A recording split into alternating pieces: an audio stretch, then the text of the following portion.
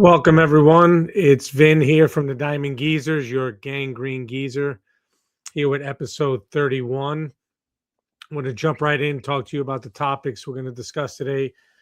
Number one, we're going to start off with Dante Moore going back to Oregon. Is this good news or not for the Jets?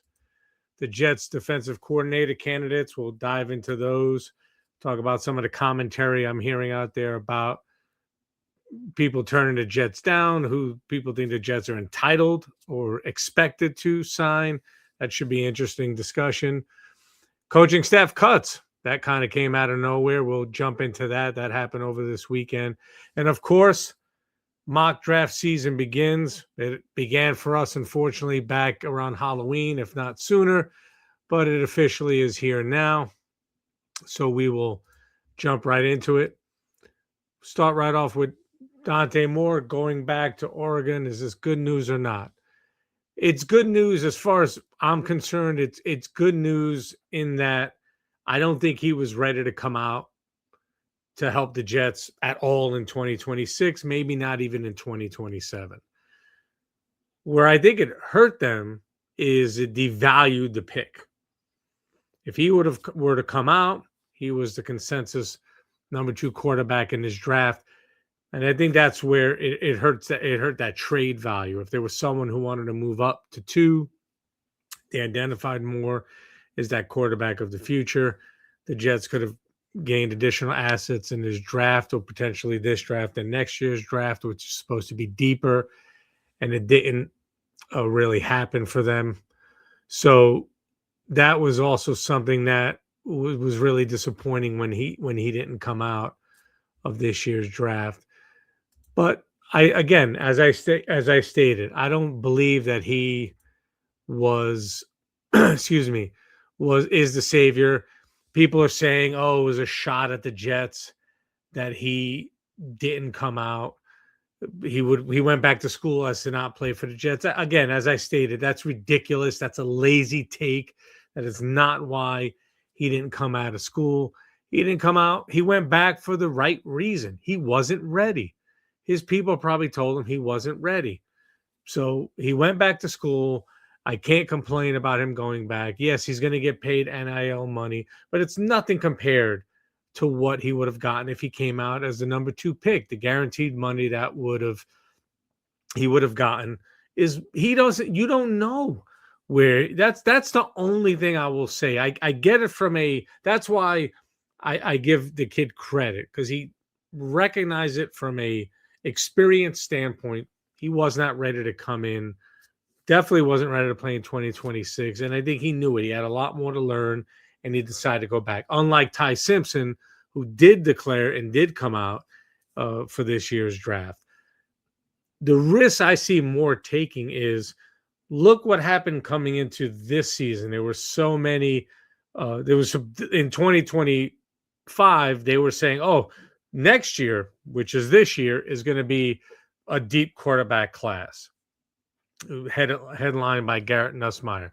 Now, what are they saying? Drew Aller. They're talking about Nussmeier maybe going in the 3rd or 4th round this year. So, yes, you might get yourself back if you live up to your potential.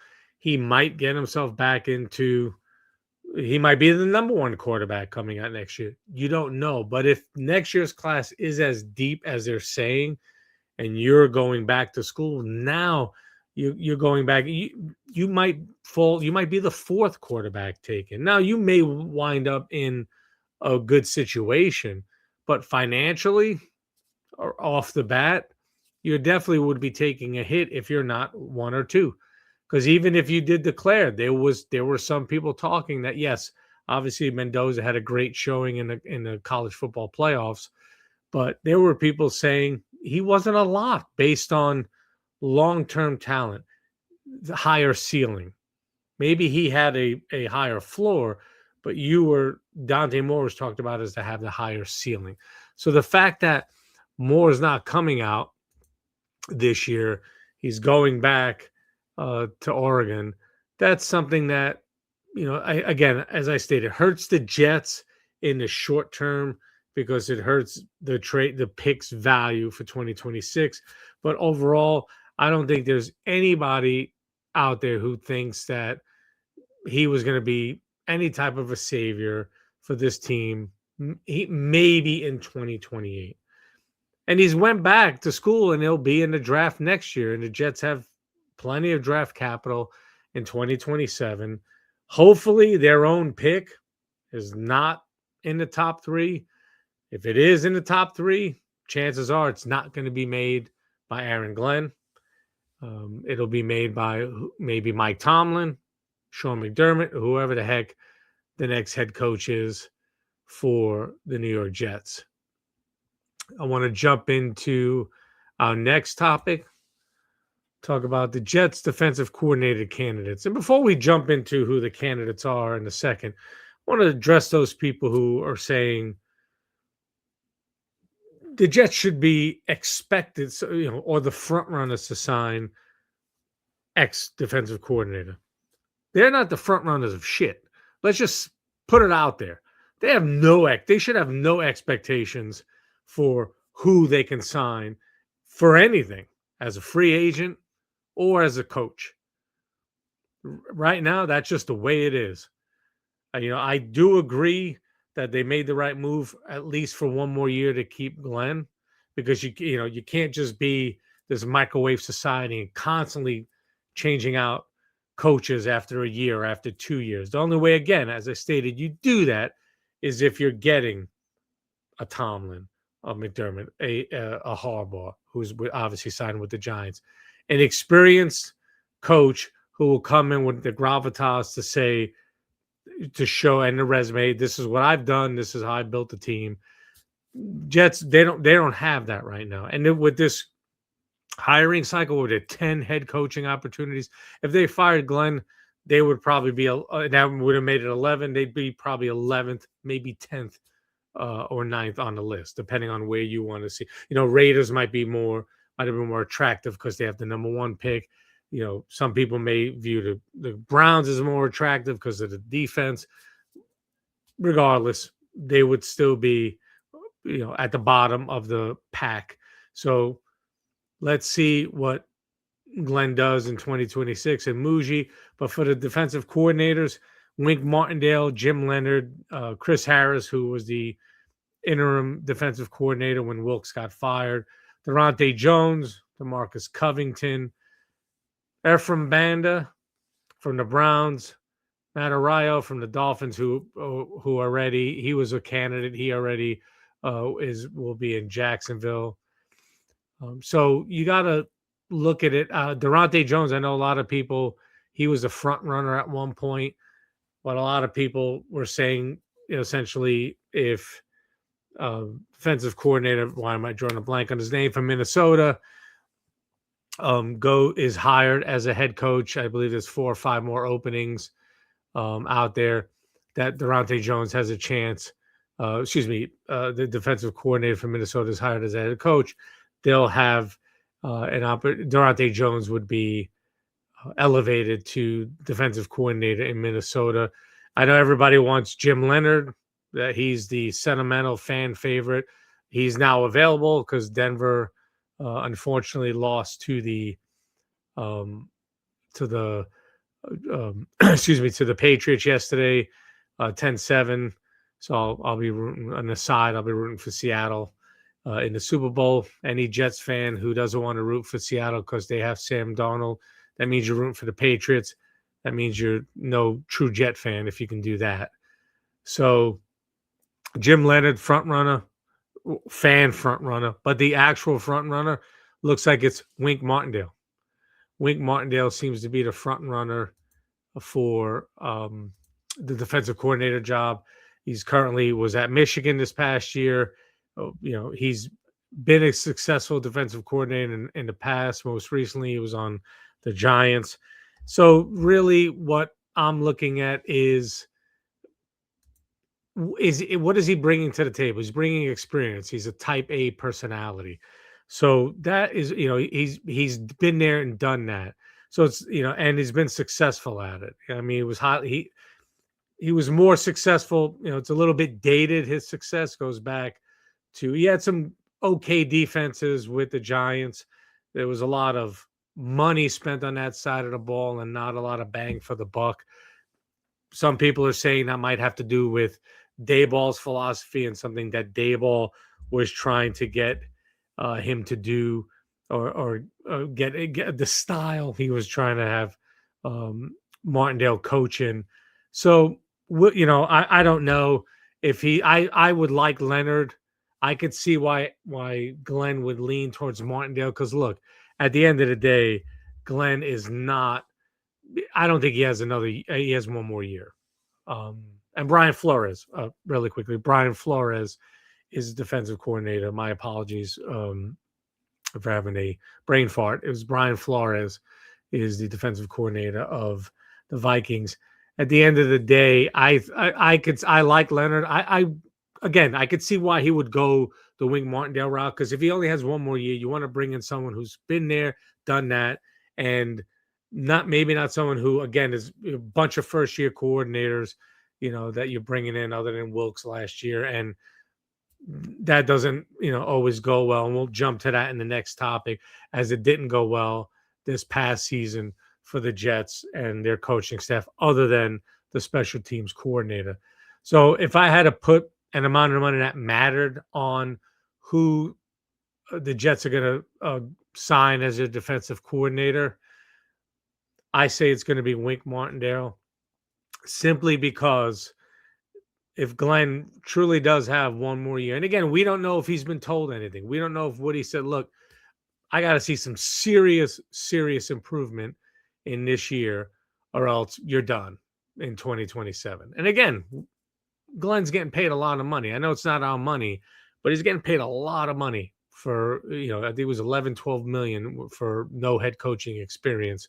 So, remember, if you fire him and eat that and you bring in a Tomlin, I won't care. Again, it's not my money. I'm not chipping in.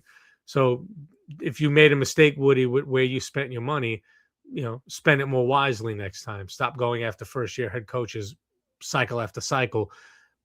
Bring in someone. Learn from, unfortunately, your co-tenant in MetLife who signed John Harbaugh this offseason. And that's out of their comfort zone to make a move such as that. And whether it pays off or not, we'll see. Some people are saying Harbaugh had, great team, MVP quarterback, and couldn't get him to a Super Bowl. So we'll see. We'll see what he does. I don't wish ill on anybody, plus, people who live in glass houses can't throw stones. But I think it's going to be Wink Martindale. Jim Leonard might be the better choice. And if he does hire Leonard, that would show me something from Aaron Glenn. That would show me, if he was told you've got to improve heavily in 2026 or you're out of here, and he hires an unproven defensive coordinator, I give him all the credit in the world. If you're going to go out swinging. And that's part of what everybody loved about him, as to why a lot of people did want him hired as the head coach of the Jets. And please stop. You were never last year going to get any of the top candidates, because they all went to the teams who had a quarterback in place, or even a perceived quarterback in place. But they had that position covered. The Jets haven't covered that position, really covered it, in 50-something years. I know they've had some good players along the way, but, it is what it is, people. I know we want nice things, but we haven't earned it.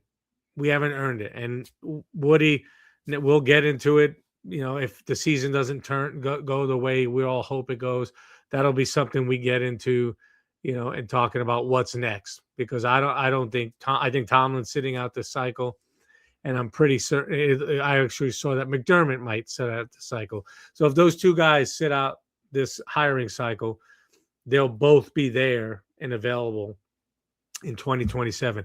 And the Jets, if Muji does a good job of stocking the shelves this year with free agent signings and draft picks, but Glenn still doesn't show enough improvement to where Woody would want to keep him for a third year, or even if he shows some improvement, Tomlin just through back channel says, I want this job. I want this challenge.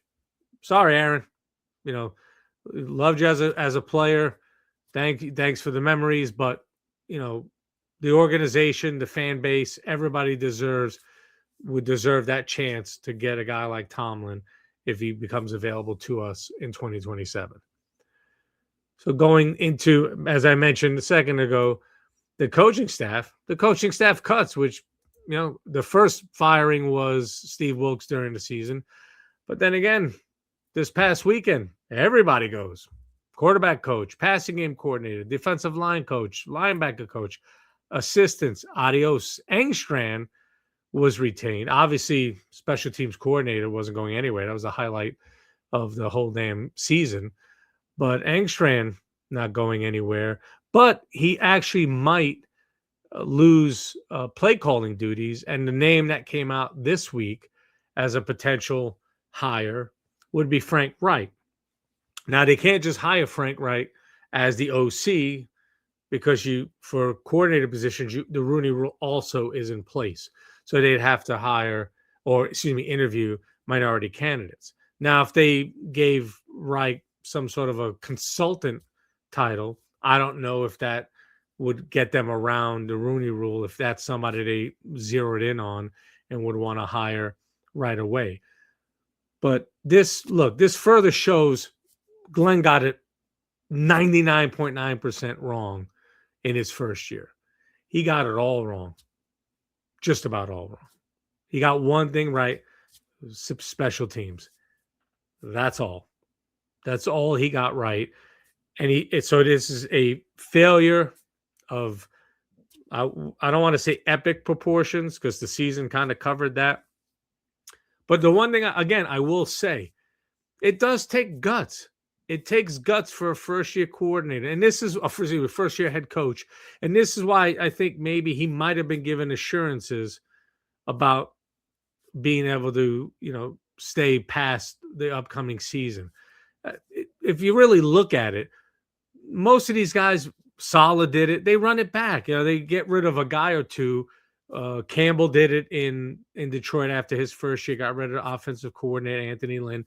That's usually, so he did the Wilkes firing. So that we thought, okay, and now he'll bring in some more, he'll figure out where the deficiencies were, which were everywhere, and start figuring out, all right, what kind of coaches can I get or can I bring in to either bolster who I'm keeping or replace. He went the replace route. He got rid of all of them. So you have to there is some credit that has to be given. It's easy to say, you know what? I got rid of Wilkes. I'll bring in a new defensive coordinator. Everybody is one more year wiser, and I'll run it back with this. Loyalty, well, for whatever dumb or short-sighted reason it would have been done, he would have done that. But to pretty much just say you're all gone, and then you had Scott Turner today. I guess somebody, posted. There was a post on X about Darnold going to the Super Bowl, and then something about the Jets, where the Jets, and he hates the Jets. That's what it was. The person's, Sam Darnold going to go to the Super Bowl, the Seahawks, and I hate the Jets. And then Scott Turner, seconded that notion. So some people are saying, well, is he seconding the Darnold thing? No, I think he's seconding the whole damn tweet, which is I hate the Jets. So, all right, what are you supposed to say? Just got fired. If anybody just got fired from their company, I doubt they're waxing poetic online, especially if, it's not like he was a high-level coordinator that was let go. It's the passing game coordinator. And if anybody watched the Jets last year, there was no passing game. So what was he coordinating? So, okay. So this should have been done when the season ended. And it wouldn't even have been a story at this point. So he cleaned house. Now we'll see. Again, this is why I'm leaning towards Wink Martin, because someone who's more senior, who's done this before, maybe he'll have an in, or he'll have some people he wants to bring in to fill some of these coordinator position and assistant positions that can help get the job done, that can help turn this ship around, because they've been there and done it. There's some experience. If he brings in a Frank Reich, Does Frank Reich similarly have similar connections on the offensive side of the ball? It looks like Glenn wants to be the CEO type coach. And you can't knock him for that because we bitch at other coaches when they come in, like Sala with the defense or some, Bowles with the defense. And they're mostly defensive coordinators that we've brought in. But we always bitch that, that side, their side of the ball does well, but they're not doing anything for the other side of the ball. They're not being a CEO for the other side of the ball. And Aaron Glenn seems to want to do that. Now, look, during the season, if he hires Wink Martindale, I can't see any way he's taking over call play duties during the season. If he hires a guy like Wink Martindale, well, honestly, at this point, I can't. Any coordinator coming in is probably, if I'm coming here, I'm going to be like, look, what's my role? If we start struggling halfway through the season, are you going to take play calling duties away from me? So now what am I? I'm just standing here with a clipboard or some laminated sheet of plays that mean nothing to me right now because you've taken that over from me because you might be so worried about your job. These are valid questions that people are going to have. And the other question, which again, we'll see who they hire, may be a window into what they're being told that we maybe haven't been told. Maybe they're being told on these interviews where they're meeting with Aaron and Muji and maybe even Woody that, look, man, he's going to be here. Because that would be my concern if after the season that Glenn just had, if I'm being told, hey, if I just saw that, I'm like, look, man, is this guy out of here after one more if he has another bad year or so year? And now I'm back out on the street looking for a job where I could have stood where I was. Maybe I get elevated. Vance Joseph may get a head coaching job, defensive coordinator in Denver. So Leonard may get elevated there. So look, man, the problem is the Jets just flat stink. Their organization is just so poorly run that you can't expect, and you're not going to get the cream of the crop when it comes to coaching coordinators or assistant coaches.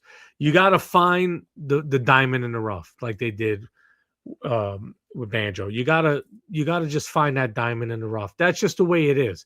Wink Martindale is not that. I'm not saying he's a diamond in the rough, but I could see why, again, you'd want to bring in someone who has got some experience, just like they're looking to bring in Reich from the offensive side. Because you can't if you don't know what you don't know, then how do you turn something around? Because there's just so much time that you have to figure things out. And in this market, with this fan base, you don't have that kind of time. We don't have that kind of time. That's the thing too. Again, we've been putting up with this a whole lot longer than these people that are coming in here. So I know you're not part of the history, but damn it, you're now part of the frustration. So we need you to figure that out, and we'll see the coordinator hires. And that's the other thing too, with such a deep damn cycle of head coaches available, the top spots are going to get the top coordinators. That's just the way it's going to go. Unless you either throw some money at them, or if you get a young coordinator who looks at this and says, man, here are some pieces that I have to work with from on either side of the ball. And now we have all this cap space in 26 and 27. We have all this draft capital in 26 and 27. You really have a chance, if it's done correctly, to build it from the ground up. You really do, to say, this is my vision, this is what I want it to look like. And that's pretty cool if you can be a part of that. And of course, if it's done correctly. If you do it and if you hit it correctly, it is doable. And the Jets have had successful drafts and free agent off seasons in the past. The problem is the one position you have to hit to make any of it work is the quarterback position. I even saw Ryan Clark today give kudos to the Jets. They actually did have it right with Sam Darnold. Like anything else, the timing wasn't right. They didn't have the right infrastructure around them. They didn't have the right coaching around them. That's just the way it goes. But he's so far removed as far as I'm concerned. It doesn't even cross my mind when I watch him. Why couldn't this be us? Like, there's some people I heard on the radio today saying, if the Jets would have kept him and brought in, Mike McCarthy or some more experienced coach, they'd be the ones in the Super Bowl today. This shit doesn't work that way. That's like the person who says, well, if that call went this way or if he just did this, then the game would have played out accordingly. We lost by 2. No. If once one thing changes at one point, everything can change at that point. So it's easy to say that. It comes out of frustration. I've done it. We've all done it. It's just not how the damn thing works. That's not how it works. To sit here and say any Jet team, or if they would have just done one or two things, would be in the Super Bowl, tells me you're probably, I don't know who said it. I'm sure the person's, if they're even 30 years old, I'll be shocked. They don't know. Again, you don't know what you don't know. So it's easy to say that, maybe to get clicks or whatever, maybe to rile up a conversation. If someone wants to, message me and leave me messages thinking I'm off my rocker, I might very well may be. About this one, I don't think I am. I think I'm dead on with this one. For anybody to say if the Jets just did one or two things 5-6 years ago, they'd be in the Super Bowl today, you're out of your friggin' mind. You're out of your mind. We all wish we knew that. That's not the case. They just, again, signs of a poorly run organization, constantly bringing in inexperienced coaches who, by the time they figure it out, it's already too late. You're already ready to move on to the next one. But then again, the cycle continues. The next inexperienced coach comes in, and here we go again, and we just cycle it up again. So, I got no choice. I'm riding with Aaron and what they do right now, because that's all they're doing. Unless something else presents itself that nobody's heard of or spoken about yet, this is what it is. Happy or not, this is what we have to roll with, people. So just, get her done. That's what I would say to this coaching staff, or to this head coach and this general manager and this ownership. Get it done. We're sick and tired of the bullshit at this point. We just truly are. Next, and finally, I want to jump into mock draft season. Mock draft season begins. It's already begun for the Jet fans. It began before Halloween, before we all put on our masks of shame before Halloween. This season already started. So most mock drafts I've seen, and today Dan Jeremiah came out with his mock draft. More recently, it was, I think Mel Kiper came out with his mock draft 1.0. There's going to be, 10.0s by the time we get there. It seems to be the consensus number 2 pick. I believe both of them had Alvaro Reese going number 2, linebacker, edge player from Ohio State. I believe it was Mel Kiper had Ty Simpson going 16, losing his mind with his hair. I do not see the Jets doing that at 16. And I think Dan Jeremiah had Carnell Tate, wide receiver from Ohio State, going 16. That I could his draft I could see more realistic than Simpson being picked 16 by the Jets. I don't care what his long-term outlook is. You can't, at a 16, that's a premium spot. You cannot waste that pick on a project. Someone who, it's not like this is Aaron Rodgers slipping in the draft to the Green Bay Packers, where he's in the green room, who had the talent and should have gone higher, but slipping. That would not be that. This would be, in my opinion, and from all the prognosticators' opinion, Simpson at 16 at this point is a reach. Because again, we haven't even gotten to the combine. We haven't gotten to free agency. That always dictates. It's like we jump right to the mock draft because it's immediate. It's what's in front of us right now. Because obviously we haven't gotten to the next stages. We haven't gotten to the combine yet. We haven't gotten to free agency yet. So mock draft, it's right here. It's in the present. We can do them on our phone and watch them and listen to them as much as we want, and just keep. That's also a good way to learn about who the heck is out there. Here's how I'm looking at it, though.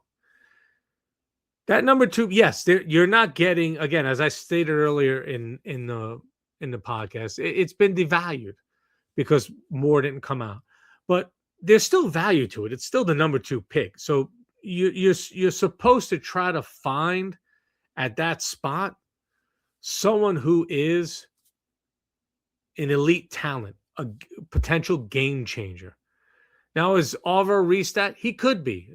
Some people have likened him to a Micah Parsons. But it's a little alarming to me that in the college football playoff, he kind of disappeared. He disappeared, man. You didn't hear his name at all. No sacks. A lot of his sacks came early on. Now, that could be simply what they asked him to do. But, excuse me, to me, that's very, very concerning, the way he played when the competition was at its highest. Then Ruben Bain was the other name who's come up.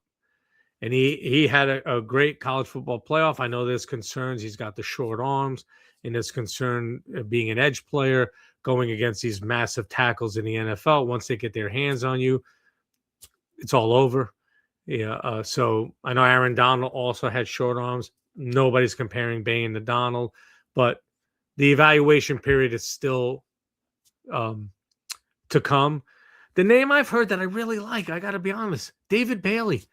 Edge rusher, Texas Tech. When people are saying that he's got such a variety of and depth of pass rush moves that even if he struggles, he should be a shoo-in for double-digit sacks every year. And I'm not just saying get to 10. They're talking 13 to 15 sacks a year at minimum.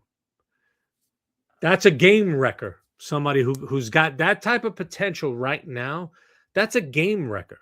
I think Jeremiah's same mock draft, he had Bailey going fourth to Cleveland.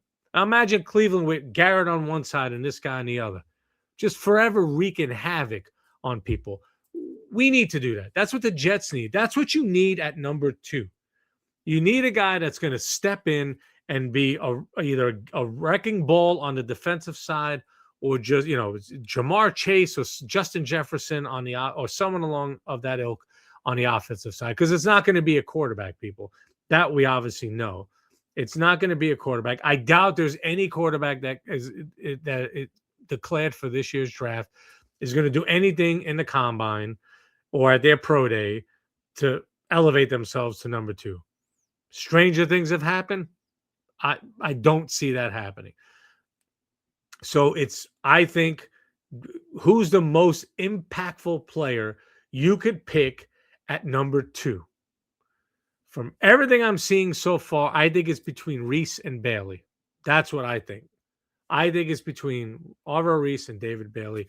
And from what I'm hearing on January 26, 2026, I would go with David Bailey, because with the floor of low double-digit sacks and a ceiling of, just being a, John Abraham type game wrecker for the next 8 to 10 years, that's what you're looking for at the number 2 pick. You're not looking for a reach. You're not looking for a maybe. You're looking for, we've identified this guy is the most impactful player we can pick in this draft. That's the guy you grab at number 2. As for 16, I do like Carnell Tate. I'm not going to go through all the picks today. We'll definitely go through that in future podcasts, especially as, again, free agency. People say, the Jets should take this, the Jets should take that. Well, it depends on also what they do in free agency. They may make signings in free agency that they might change the direction they go in the draft. But so edge rush, they 100% need. So seeing Reese or Bailey at 2, I definitely can see that. They need a lot of help also on the offensive side of the ball. Not as much as the defensive side. Some mock drafts, the simulators I've run myself, I've gone defense the first 4 picks of the draft. Because that side of the ball is so devoid of talent. I just said, you know what? Lean in. Use your money to sign offensive players. The Jets have a lot of money to spend, but they also have a lot of holes to fill. So they're probably going to be 1 or 2 splash signings that they do. And again, we will definitely cover that in future podcasts when the free agency class emerges and the legal tampering period approaches. We get to talk about that stuff. But I think I could see them going Tate if he's there at 16, or Mekhi Lemon from USC. really interesting fact I heard today. USC has had 26 quarterbacks drafted in the NFL draft. Darnold's actually the first one to ever get to a Super Bowl. Heh, figure that. Unbelievable when I saw that today. Um, didn't do it as a Jet, but it's interesting. So that to me that tells me stop drafting quarterbacks that go to USC. Look for other positions. Stay away from there. Sometimes history does past this prologue. Kind of learn from mistakes. Stop repeating them. Definition of insanity: doing the same thing over and over and expecting a different result.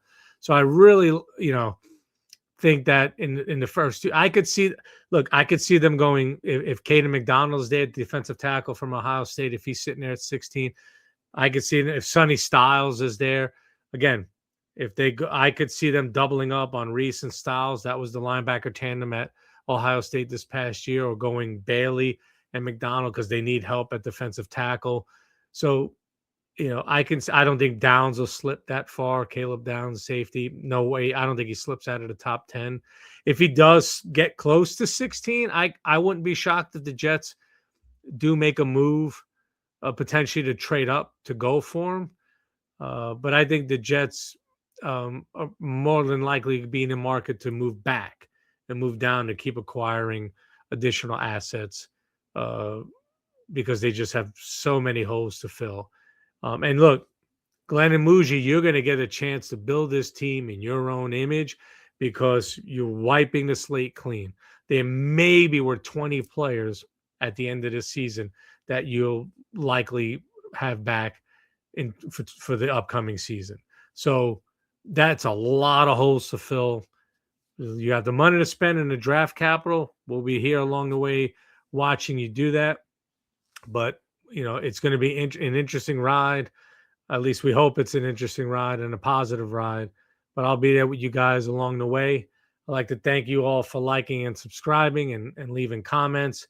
I have a lot of fun responding to you guys. Again, if you think I'm crazy, if there's any specific topic or issue you want me to cover, please leave it in the comments, either on YouTube or in my shorts that I put on TikTok, and I'll be more than happy to cover those on an upcoming podcast.